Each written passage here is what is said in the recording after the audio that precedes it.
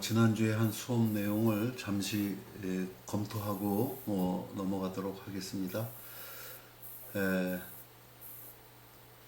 1900년까지 빛은 파동인 줄 알았는데 세계의 실험, 즉 막스 플랑크의 흑체 복사, 아인슈타인의 광전 효과, 컴프턴의 엑스선 산란 실험, 이 세 개의 실험으로 빛이 파동성을 가질 뿐만 아니고 입자성도 가진다는 것을 알아냈습니다. 자, 여기 그 빈의 변이 법칙이라는 게 있습니다. 어떤 물체의 온도를 우리가 파장을 통해서 알아낼 수가 있습니다. 람다 맥스 곱하기 물체 절대 온도는 3 곱하기 10의 마이너스 3승 메타 K이라는 것이 비인의 변이 법칙입니다.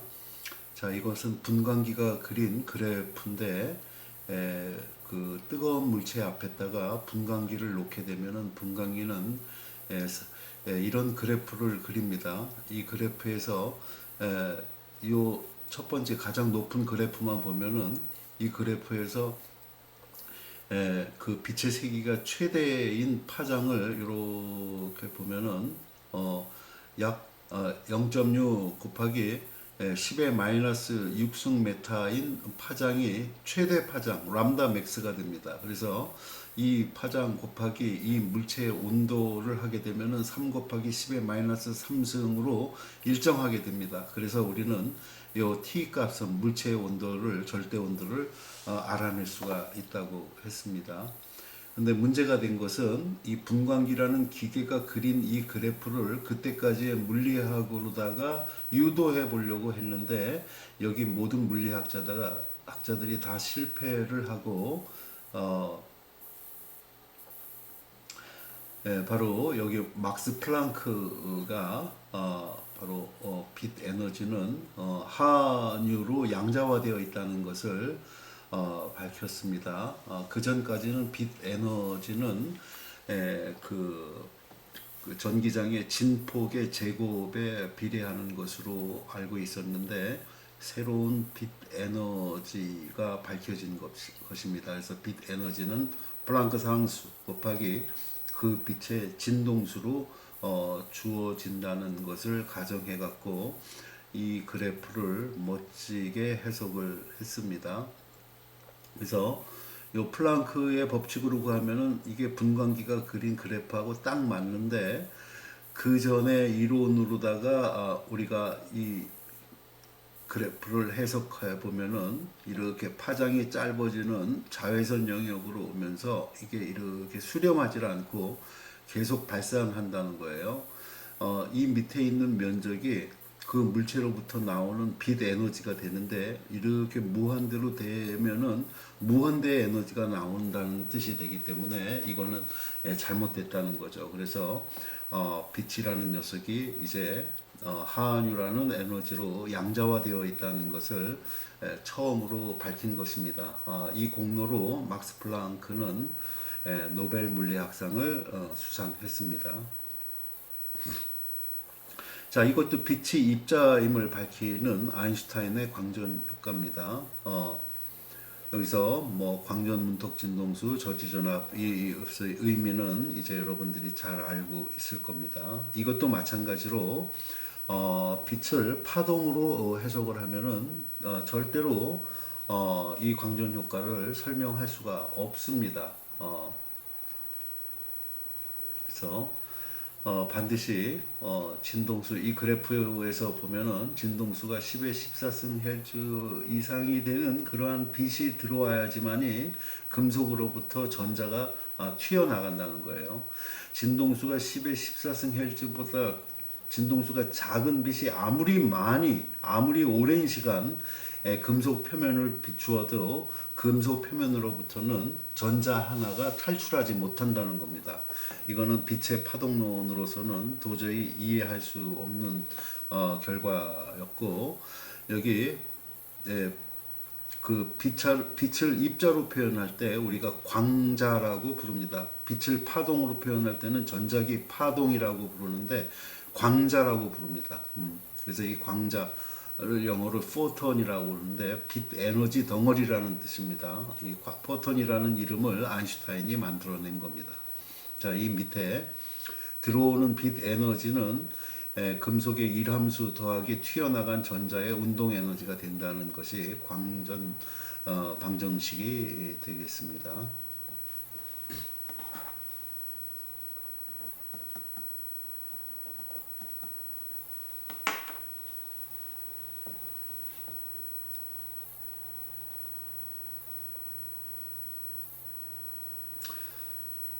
자, 마지막 빛이 입자임을 보여주는 그 실험입니다. 컴퓨터 내 X선 산란 실험입니다. 연필심에다가, 연필심은 탄소 원조로 만들어져 있습니다. 즉 탄소 원자에 X선이라는 빛을 쪼였을 때 그 탄소 원자 주변에 있는 전자들이 튀어나가고 입사한 X선이라는 광자가 이렇게 튀어나가는 모습이 그려져 있는데, 이거는 입사하는 당구공이 정지한 당구공과 충돌을 해갖고 이런 세타 플러스 파이라는 각도로다가 튀겨나가는 이러한 당구공의 충돌 현상으로다가 해석을 한 겁니다. 이 해석이 잘 맞았어요. 그래서 입사하는 그 X선을 이 컴퓨터는 X선 당구공으로다가 표현을 했고, 여기 핵 주변에 있는 전자들을 전자 당구공으로 해석을 해갖고 이런 탄성 풍도를 이용해서 이런 결과를 아주 멋지게 표현을 했습니다. 그 K셀에 있는 전자와 L셀에 있는 전자가 다르게 행동한다는 것을 앞에서 본 적이 있습니다. 그래서 충돌 전에 운동 에너지와 충돌 전후의 운동 에너지와 충돌 전후의 운동량이 보존되는 충돌이 당구공의 탄성 충돌입니다. 이 표현식에 입각해 갖고 계산을 해보게 되면은 이런 그 컴퓨터 이동 델타 람다, 원래의 길어진 파장에서 원래의 파장을 뺀 이 델타 람다라는 값은 이렇게 주어진다는 겁니다. M0는 전자의 정지질량, C는 광속, 플랑크 상수 1 코사인 파이는 입사한 X선이 X축과 형성하는 산란 각도가 되겠습니다. 튀어나가는 각도가 되겠습니다. 파이 값은. 자, 이 그림에서 보시다시피 두 개씩의 이런 파장이 원래의 파장과 길어진 파장 람다 프라임이 각도에 따라서 두 개씩 나타난다는 것을 알 수가 있습니다. 자, 이것은 빛의 고전 이론인 어떤 물체가 파장이 람다인 빛을 흡수하면은 반드시 파장이 람다인 빛을 방출해야 된다는 고전적 전자기 이론에 배치되는 아주 놀라운 실험이었습니다. 즉, 이 실험은 그 전자기학의 고전 이론은 설명할 수 없는 그러한 실험이었습니다.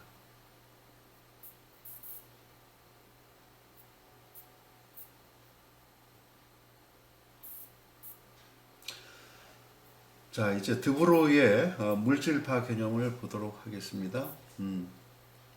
합성어입니다. 물질이면 물질이고 파동이면 파동이어야 되는데 물질과 파동을 합쳤습니다. 그래서 이걸 드브로이파라고 부르기도 하고 메터 웨이브라고 부르기도 합니다. 이 드브로이는 1924년에 이미 1905년에 아인슈타인의 발표된 광전 효과 논문에서 아이디어를 얻었습니다. 파동으로만 알려졌었던 빛이 입자성을 갖고 있다는, 즉 빛의 양면성이 밝혀졌습니다. 이 아이디어를 이 드브로이, 프랑스의 드브로이라는 물리학자는 빛뿐만 아니고 일반적으로 움직이고 있는 모든 물질에다가 파동 입자의 이중성을 갖다가 그 이중성을 띠고 있지 않을까. 움직이는 모든 물질들은 그러한 아이디어를 논문으로다가 발표를 한 것이 바로 이겁니다. 자, 어떠한 경우에는, 즉 어떤 실험에서는 빛은 파동으로 행해합니다. 반면에 어떤 경우에는 빛은 입자처럼 행동을 합니다. 자, 그래서 빛뿐만 아니고 모든 물질들이 이러한 파동과 입자성을 갖고 있지 않을까 생각을 한 겁니다. 그래서 이름을 물질파라고 짓고 박사학위 논문을 썼습니다. 그래서 이거 한번 봅시다.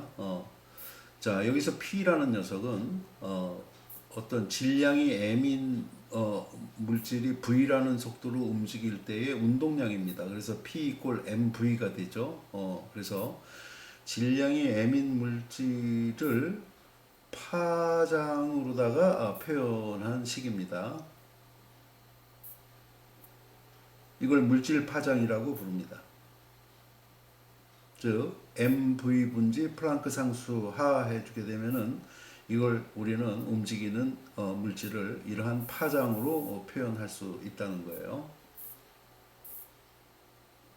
자, 이 논문을 여기 미국의 데이비슨하고 저머 그리고 영국의 GP 톰슨이 실험으로 확인을 해 보았습니다. 과연 이 논문이 맞는가 틀리는가 실험으로 확인을 해 보았어요. 해 보았더니 그 실험 결과가 이렇게 나왔습니다. 이거는 그 밝은 색은 이제 그 파동들이 보강 간섭을 해서 밝은 무늬가 나타나고 어두운 녀석은 소멸 간섭을 해서 어두운 무늬가 나타나는 거예요. 이러한 실험은 빛이 파동이라고 알려졌었던 1801년 영국의 토마스 영의 슬릿 실험으로다가 이런 그림들이 나옵니다. 즉 빛이라는 그 전자기 파동을 슬릿을 통과시키면은 이러한 간섭 무늬가 나오게 됩니다. 그래서 실험을 해보았어요. 자, 두 물질을 갖고 실험을 해봤습니다. GP 톰슨은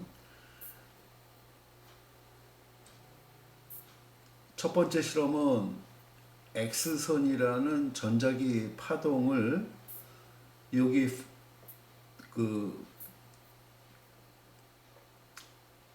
슬릿에다가 통과를 시키는데 이 슬릿이 뭐냐면은 알루미늄의 얇은 막입니다. 이거 김밥 쌀 때 사용하는 알루미늄 포일입니다. 알루미늄 포일이 거시적으로 보면은 꽉 막혀 있는 것 같지만은 미시적으로다가 보면은 구멍이 굉장히 많습니다. 그래서 그 구멍 각각이 슬릿으로 작용을 하는 거예요.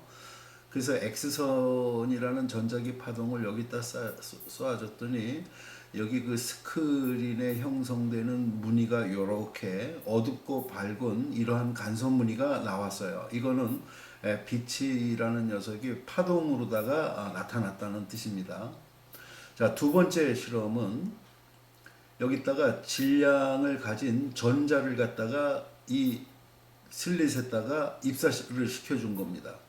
전자는 9 곱하기 10의 마이너스 31승 킬로그램의 질량을 가진 물질입니다. 이 물질을 알루미늄 포일이라는 그 방막에다가 입사를 시켜줬더니 놀랍게도 이 스크린에서 이거와 똑같은 이러한 어둡고 밝은 무늬가 똑같이 나타났어요. 이것은 무슨 뜻이냐면은 질량을 가진 전자가 이 슬릿을 통과할 때 파동으로다가 바뀌면서 여기다가 회절 무늬를 간섭 무늬를 만들었다는 결과입니다.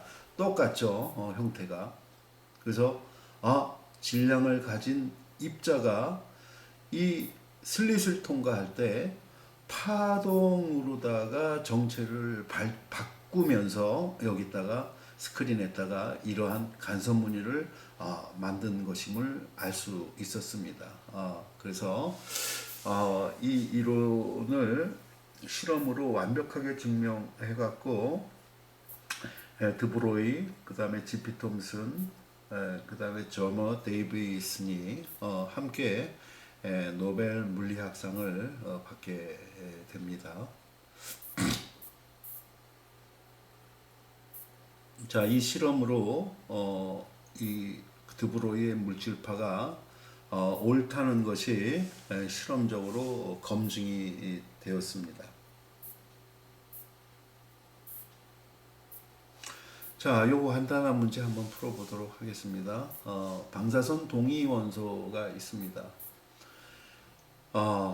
이 방사성 동위 원소는 스스로 분개를 하면서 그 빛의 형태로 에너지를 방출하면서 질량이 점점 줄어들게 돼 있죠. 그래서 반감기가 지나면은 질량이 원래 질량의 2분의 1로 줄어들게 되어 있습니다. 자, 근데 이때 분계 과정에서 나오는 빛 에너지가 1.35 메가 일렉트론 볼트인 감마선이 방출되었다. 이 감마선은 에너지가 큰 빛입니다. 즉 진동수가 아주 큰 그러한 빛이죠. 자, 이러한 그 에너지를 가진 감마선이 방출되었다. 이 감마선의 파장은 얼마가 되겠느냐 하는 거예요. 자, 우리 그 감마선의 파장입니다. 빛의 속도는 파장 곱하기 진동수라고 했었어요. 그래서 이 뉴에 진동수 뉴에다가 플랑크 상수 곱하고 광속에다가도 그 플랑크 상수를 곱합니다. 그러면은 밑에 분모는 E 이꼴 하뉴가 되고 이게 빛의 에너지죠. 바로 감마선의 에너지가 됩니다. 1.35 메가 일렉트론 볼트가 요게 되고 플랑크 상수 곱하기 광속 해주게 되면은 요거 플랑크 상수죠. 그리고 요거 광속입니다. 바로 약 2 곱하기 10의 마이너스 25승 줄 메타가 됩니다. 자, 근데 이 줄을 여기 지금 일렉트론 볼트 단위로다가 에너지가 설정이 되어 있기 때문에 줄을 일렉트론 볼트로 바꿔야 됩니다.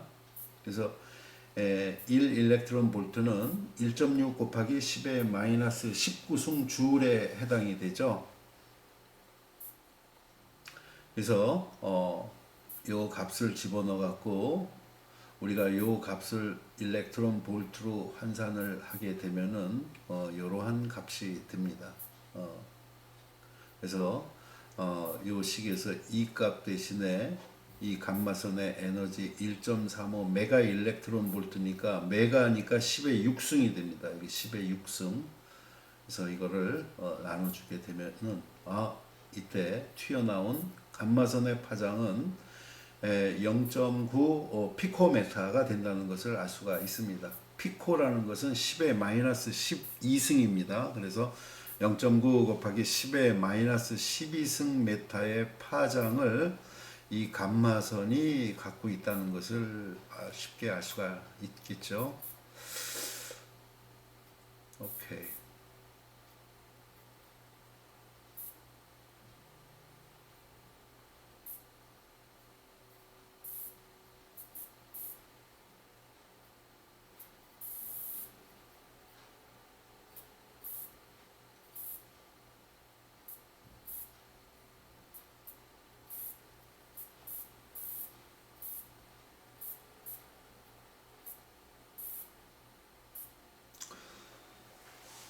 자, 다음이 그 덴마크의 닐스 보어의 수소 원자 모형이 되겠습니다. 지금 우리는 여러 가지 실험과 이론을 통해서 원자들의 모형을 어느 정도 파악을 하고 있습니다. 근데 이 보어가 수소 원자 모형을 발표했을 때는 1913년입니다. 이 수소 원자들이 어떻게 구성이 되어 있는가 전혀 알고 있지를 못했을 때예요. 근데 이 보어가 밝힌 이 수소 원자 모형은 일부는 맞지만은 일부는 틀렸습니다. 그런데 이 보어의 수소 원자 모형이 일부는 맞고 일부는 틀렸음에도 중요한 것은 뭐냐면은 고전 물리학에서 이 양자 물리학으로 넘어가는 중요한 브릿지 역할을 하기 때문입니다. 그래서 뭐가 틀렸고 뭐가 맞는지를 이 보어의 수소 원자 모형에서 우리가 정확하게 이해를 하셔야만 됩니다. 자, 보어의 수소 원자 모형이에요. 이 보어의 수소 원자 모형이 1913년에 나왔는데 그 전에 영국의 그 G.P. 톰슨의 아버지인 J.J. 톰슨이라는 물리학자가 원자 모형을 밝힌 적이 있습니다. 그 건포도 푸딩 모델이라고 해서 지금 우리가 알고 있는 원자 모형하고는 정반대되는 그러한 틀린 모형이었습니다. 뭐냐 하면은 이 탐슨의 J.J. 탐슨의 원자 모형이 어떤 거냐면은 그 푸딩이라는 게 있습니다. 여러분들 걸쭉한 죽처럼 이렇게 마트에서 파는 그런 푸딩이라는 음식이 있어요. 그 걸쭉한 그 푸딩 속에 건포도를 몇 개 집어넣습니다.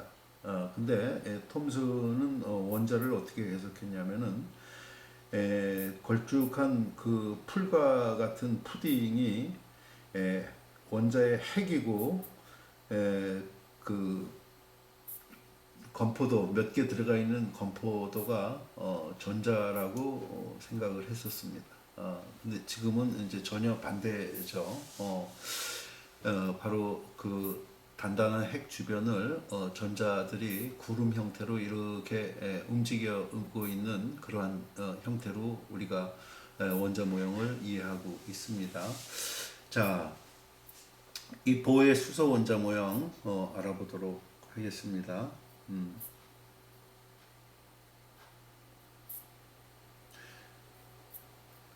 자, 보어는 이 수소의 원자 모형을 생각할 때 그 어떤 생각을 했냐면은 태양 주변을 우리 지구가 돌고 있습니다. 즉 태양 주변을 우리 지구는 1억 5천만 킬로미터 떨어져서 원운동하는 그러한 그러니까 즉 궤도를 돌고 있는 그 원궤도를 이 수소 원자 모형에 도입을 했습니다. 그래서 요 가운데 핵이 있고 즉 태양이 있습니다. 이 주변으로부터 알만큼 떨어져 갖고 태양으로부터 지구가 이렇게 돌고 있는 겁니다. 즉 원자 핵으로부터 알만큼 떨어져서 전자가 이렇게 돌고 있다는 가정을 했습니다.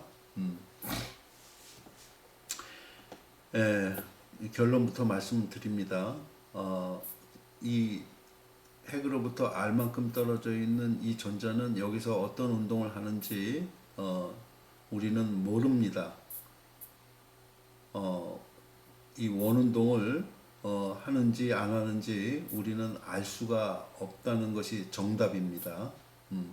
그럼 핵 주변에서 전자들은 어떻게 움직이고 있을까요? 모른다는 것이 정답입니다.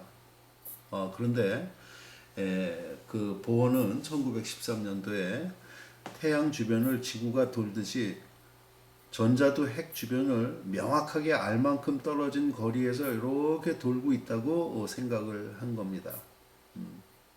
그 당시에는 이것이 당연한 생각이었을 겁니다. 그러면은 여기부터 여기까지 전자가 돌고 있는 궤도의 반경 R 값이 나올 겁니다. 핵은 플러스 전하를 띠고 있고 수소 원자는 전자가 하나죠. 가장 간단한 원자가 수소 원자죠. 양성자 한 개와 전자 한 개로 만들어져 있죠. 수소 원자는. 자, 여기서 V라는 속도로 반경이 R인 원궤도를 등소 원운동하고 있다는 가정을 했기 때문에 자, 핵으로부터 전자까지의 거리는 R만큼 떨어져 있습니다. 즉 플러스 Q인 전자와 마이너스 Q인 플러스 Q인 핵과 마이너스 Q인 전자 사이의 전기력은 바로 쿨롱 포스가 됩니다.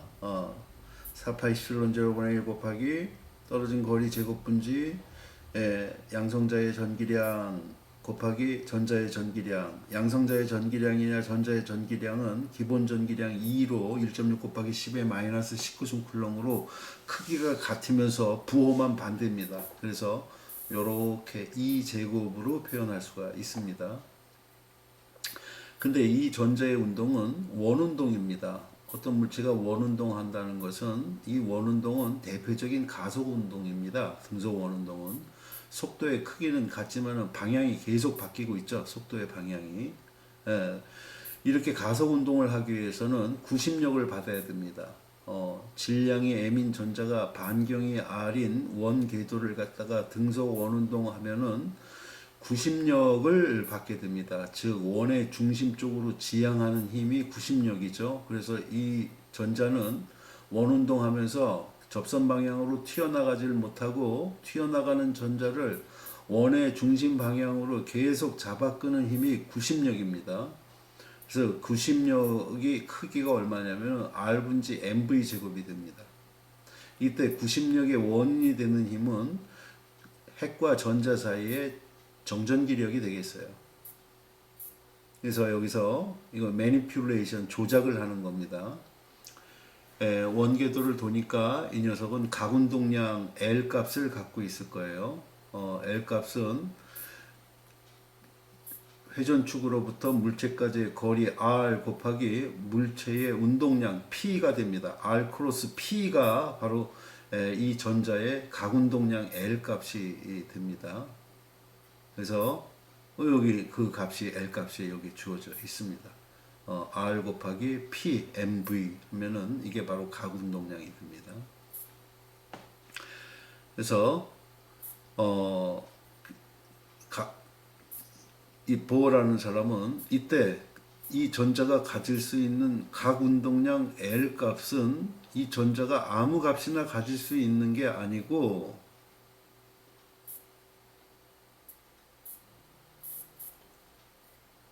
여기를 놓쳤군요.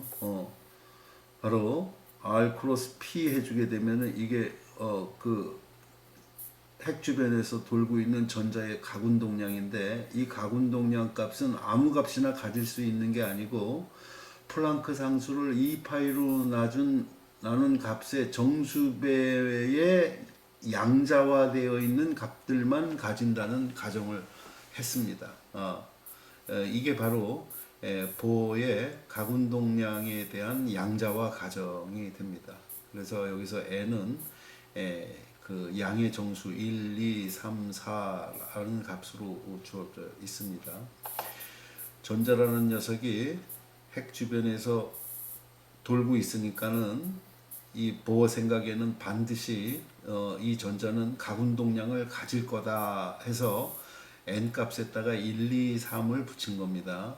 근데 놀랍게도 각운동량이 제로가 되는 경우가 매우 많다는 것을 양자역학을 통해서 나중에 알게 됐습니다. 그래서 이 각운동량의 양자화 가정은 틀렸습니다.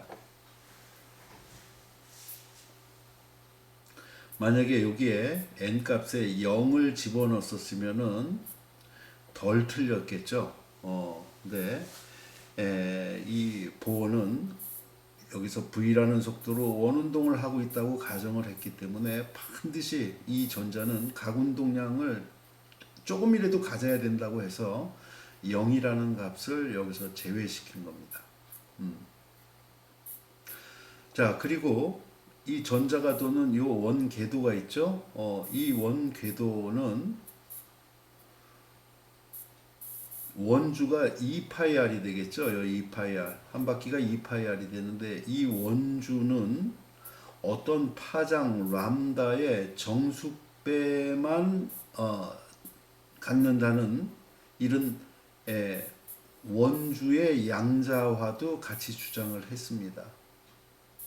즉, 이 전자가 돌 수 있는 원 궤도는 우리가 생각하는 반경이 R인 궤도를 아무 궤도나 돌 수 있는 게 아니고